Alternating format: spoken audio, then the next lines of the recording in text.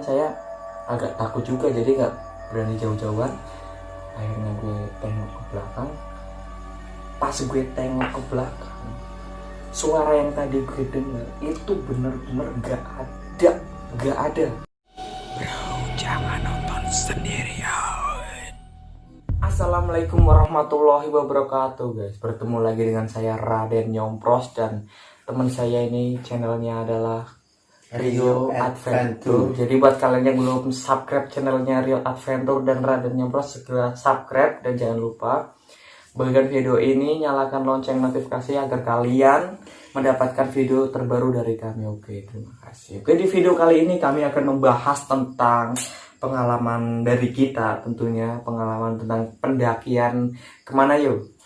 Ke Gunung Slamet. Ke Gunung Slamet. Kita tidak bercerita apapun apa yang kita rasakan di situ atau yang kita lihat atau yang kita selalu privat. Jadi kita mencoba merahasiakan sampai kita turun dari Gunung Slamet sampai di rumah baru kita menceritakan, dan di sini kita akan menceritakan apa saja yang Rio rasakan dan Nyompros rasakan. Oke. Kita langsung saja dari perjalanan pertama kita. Saya akan jelaskan terlebih dahulu. Pertama kita dari rumah itu berangkat pukul pagi, nyampe setelah dari rumah perjalanan nyampe base camp Bambangan itu sekitar 2 jam dari jarak dari antara rumah sampai base camp itu 2 jam. Setelah nyampe base camp dan saya sama si Nyompros itu memaking ulang bawaan yang ada di tas carry. Saya cek semua itu ada yang belum lengkap, saya lengkapi terlebih dahulu, diminum apa Hansaplast apalah segala macam itu saya lengkapi di situ. Terus setelah kita berkemas-kemas semuanya sudah selesai, kita melanjutkan perjalanan menuju pos 1, yaitu nama posnya adalah Pondok Gemirung. Benar, Pondok Gemirung. Saya agak sedikit lupa, jadi kita share Google, oke. Dan kita saat melakukan tanjakan pertama dan kita berkemas, kita naik ke atas, itu jalannya itu agak sedikit lumayan, ya bisa dikatakan sulit untuk dinaikin karena waktu itu juga agak sedikit hujan gerimis gitu, jadi cuaca sedikit tidak mendukung, tapi kita langsung, dan akhirnya kita sudah nyampe di pos 1 dan kita melanjutkan perjalanan menuju ke pos 2. Dan kita menuju pos 2 dan di saat itu kita agak sedikit beristirahat sebentar di pertengahan perjalanan karena perjalanan lumayan capek juga, sedikit menguras waktu karena jalan agak sedikit licin juga. Dan di situ saya merasakan di situ agak sedikit dingin, itu juga sudah angin pegunungan sudah mulai terasa ya, itu sudah terasa sekali. Dan Itu sebenarnya sih angin dingin karena kita itu terkena badai gitu. Pas itu kan badai juga pas turun gitu, pas kita menuju ke pos 2 sangat angin juga sangat kencang, lumayan kencang gitu. Dan gerimis juga. Tentunya kalian bisa rasakan sendiri gitu, bayangin sendiri aja, itu pasti dingin sekali. Betapa dinginnya gitu kan, terkena badai, habis itu angin kencang gitu. Tapi kita masih bisa tetap bertahan gitu dengan keadaan situasi yang begitulah. Dan akhirnya kita berjalan lanjut terus, dan kita sambil bercerita di perjalanan itu, sambil tertawa ya, sambil menikmati snack lah, makanan sambil naik. Akhirnya pun kita sampai di pos 2. Kita sampainya di pos 2, kita berhenti sebentar lagi, kita beristirahat dan kita di situ agak lumayan lama sedikit karena kita membuat api unggun untuk menghangatkan badan karena dingin juga. Dan di situ dari atas ada pendaki turun juga itu ya, Yo? Ada Cuman itu. berapa orang itu. Itu kalau nggak salah dari mana itu, Yo? Pendaki dari mana? Dari saya tanya itu dia bilangnya dari Jakarta, pendaki dari Jakarta itu. Dari Jakarta. Dia juga sempat berhenti di situ juga gabung sebentar ngobrol. Terus setelah dia ngobrol waktunya udah waktu udah jam berapa itu yuk? Pas nyampe Di pos 2 itu mau ke pos 3 itu sekitar jam berapa itu? Saya lupa itu. itu agak sore, sekitaran setengah empatan lah. Oh iya, Iya. 4 setengah 4. Dan di situ kita melanjutkan perjalanan menuju pos 3. Dan di pos 3 itu jalan udah semakin terjal dan naik ke atas itu pasti ya lumayan lah. Lumayan menguras tenaga gitu kan. Kayak emang itu kan di Selamat juga tertinggi juga, jadi beda dari gunung-gunung yang lainnya, jadi lumayan lah tenaga dan dingin juga, makanya kita banyak berhenti itu. Jadi di pos 3 itu kita kebanyakan beristirahat Ya, sambil menikmati makanan yang kita bawa gitu. ya, kita makan, kita minum, kita lanjut perjalanan, lalu kita ngobrol-ngobrol, sharing, ya kita menikmatilah suasana pegunungan ini. Kita melihat ke kanan ke kiri, ya banyak juga sih burung-burung yang udah mulai mau tidur, itu banyak kan, banyak yang bergerombolan itu mengumpul waktu di pertengahan pos 3 itu. Udah sampainya kita di pos 3, pas di pos 3 nya kita tetap seperti biasa, kita berhenti lagi beristirahat. Kita beristirahat, tapi di sini nggak lama ya. Enggak, karena udah mau malam gitu, kita harus. Sampainya kita di pos 3 Itu waktu menunjukkan jam 8 malam ya. Dan di situ hari sudah mulai agak larut malam. Namun kita harus melanjutkan perjalanan menuju pos 4. Kalau tidak salah itu namanya pos Maharantu. Di situ konon banyak pendaki yang bilang bahwa di situ tempatnya lumayan angker gitu. Setiap orang pendaki di situ dilarang mendirikan tenda di situ. Kita ingat sih pesan itu. Waktu itu kita berjalan lihat kiri kanan itu ya lumayan pepohonan yang tinggi, dan ya begitulah suasana pegunungan. Kalau di atas pas kita naik itu baru mulai naik itu, baru berapa ratus meter, di belakang itu ada seperti suara seperti orang berjalan gitu. Kamu dengar itu pas dengar gak? Ya sebenarnya saya pas nyampe situ juga saya merasakan, mendengarkan gitu. Cuman saya nggak cerita gitu, cuman saya memendam merasa gitu, saya diem aja gitu. Takutnya nanti kalau saya cerita ke kamu itu dikiranya malah saya yang nakut-nakutin gitu. Makanya saya diem. Sebenarnya itu saya juga dengar itu jelas banget suara itu, seperti suara orang yang tapi sepatunya itu menutup. Itu begitu terdengarnya suara itu, suara itu lah, sambil kayak bawa mainan tombak gitu. Jadi gue itu agak sedikit terganggu dan gue pingin bilang ke Rio, itu di belakang siapa sih? Gue pingin banget bilang gitu, tapi gue tahan. Gue udah nggak kuat banget, gue pingin nengok ke belakang, tapi gue juga gimana, tapi gue kok penasaran. Akhirnya gue nekat-nekatin, gue tengok ke belakang sambil gue baca bismillah, gue baca segala macam apa yang gue baca. Si Rio posisinya itu di depan saya dan saya itu di belakangnya, jadi ya jaraknya nggak begitu jauh sih, cuman saya agak takut juga, jadi nggak berani jauh-jauhan.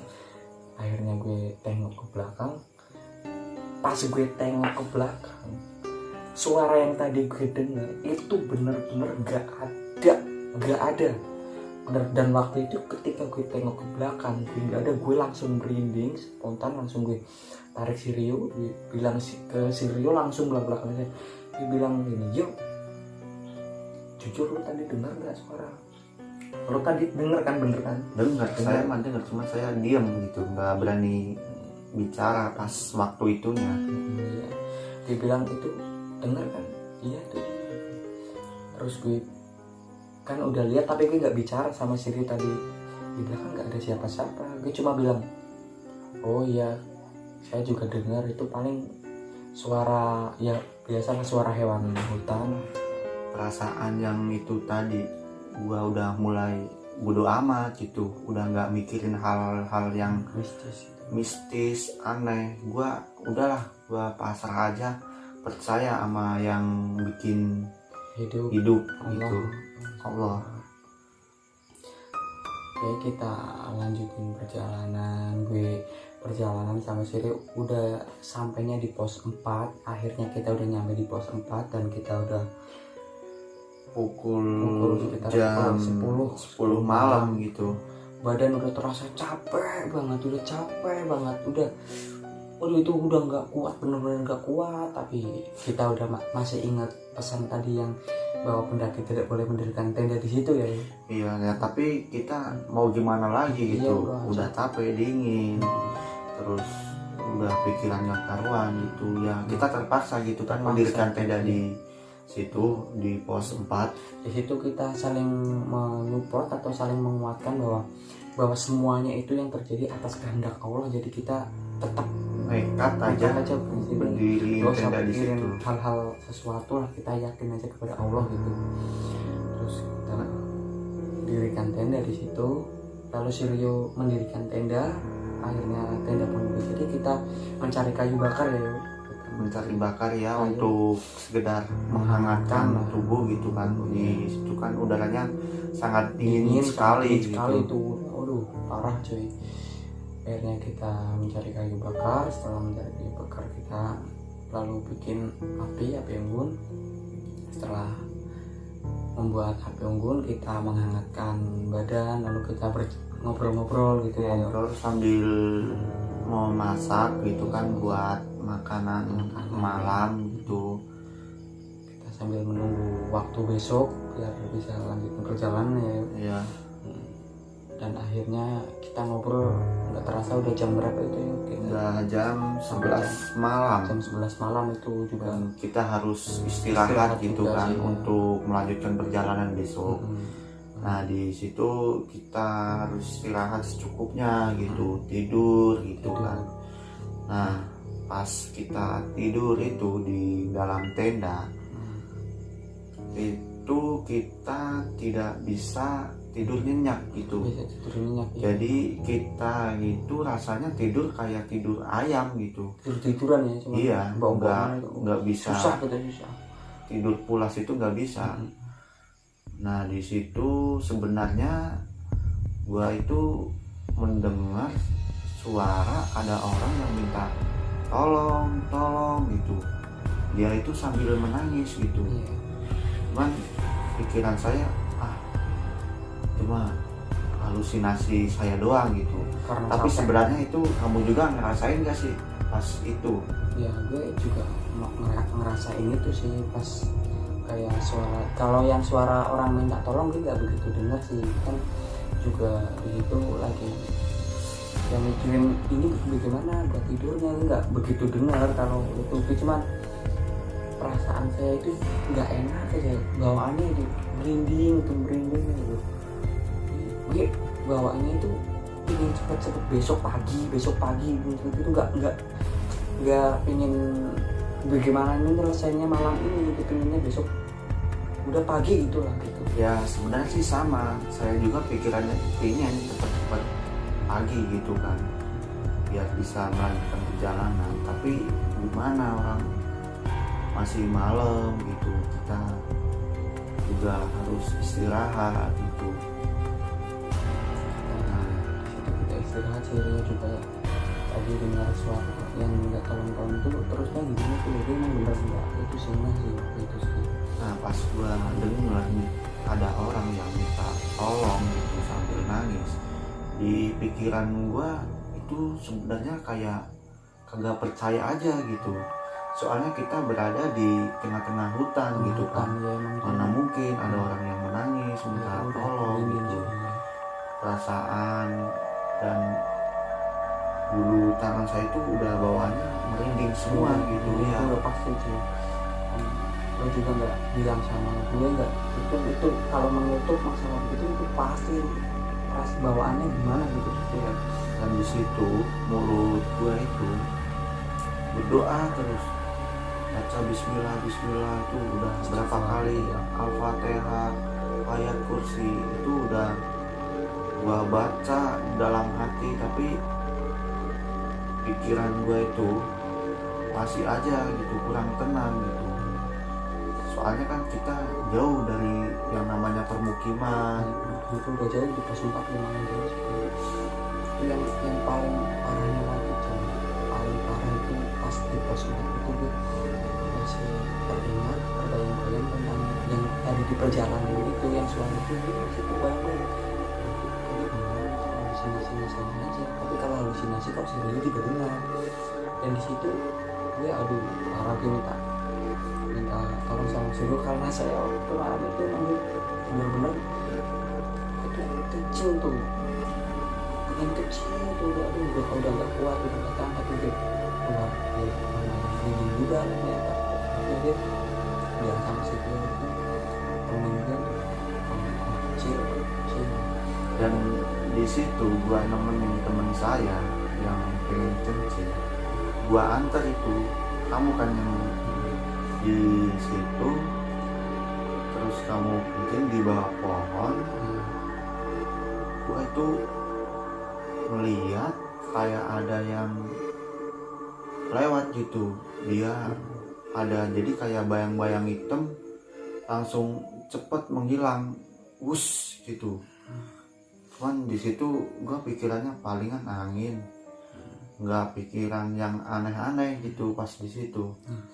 Gue pas waktu kencing juga sih gue lumayan takut juga sih cuy, gue juga ya tetap kan gue bilang ya istilahnya kalau bahasa Jawa kan amit sewu gak atau assalamualaikum gimana lah, gue berusaha sopan kan juga di tempat itu juga.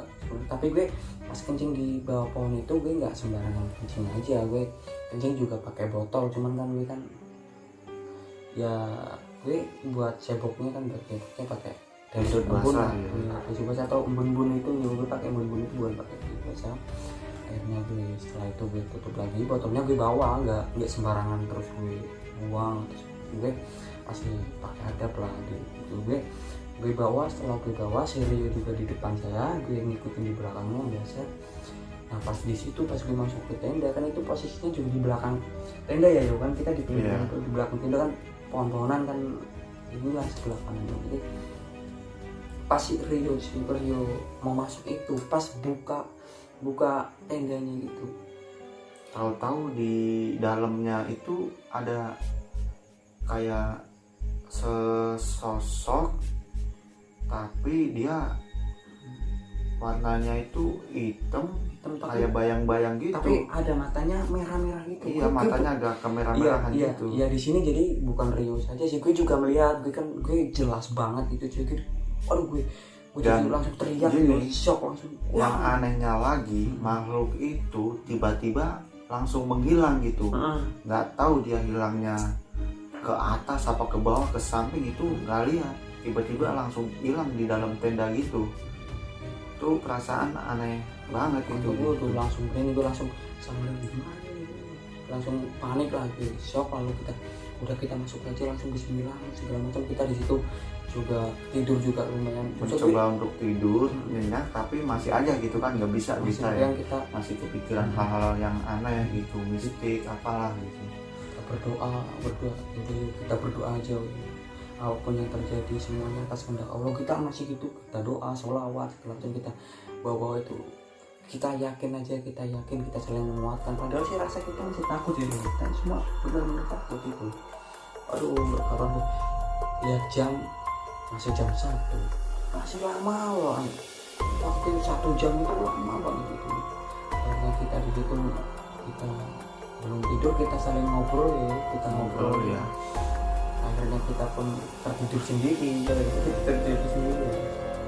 dan tertidur tuh bangun-bangun udah pagi sekitar jam 5 5 itu kita bangun, terus kita kemas itu dan beres-beres.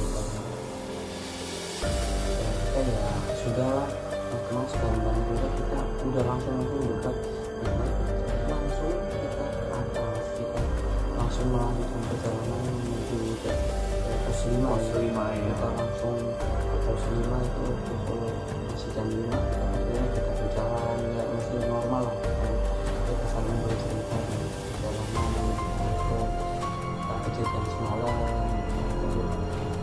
Ya kita sampai, akhirnya kita udah sampai di pos 5. Lalu di situ kita lanjut lagi perjalanan dulu. Oke, dan kita langsung melanjutkan perjalanan di pos 5. Dan di saat di pos 5 di pertengahan perjalanan tiba-tiba saya terjatuh.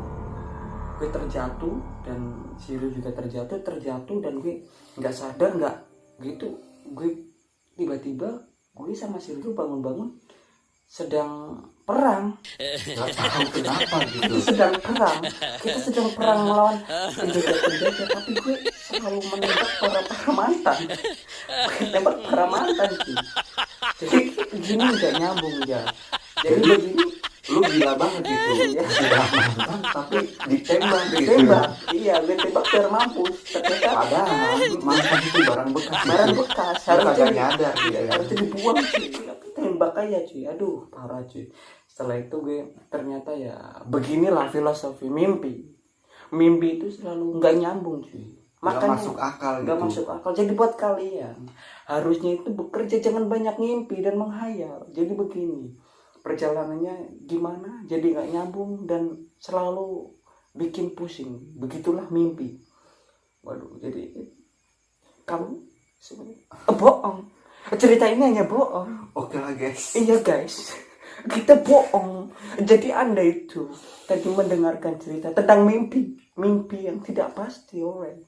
Begini aja video sampai segini. Jadi Oke buat lah guys, jangan lupa ngopi juga. subscribe YouTube kita. YouTube kita Raden Nyompros dan Rio Adventure.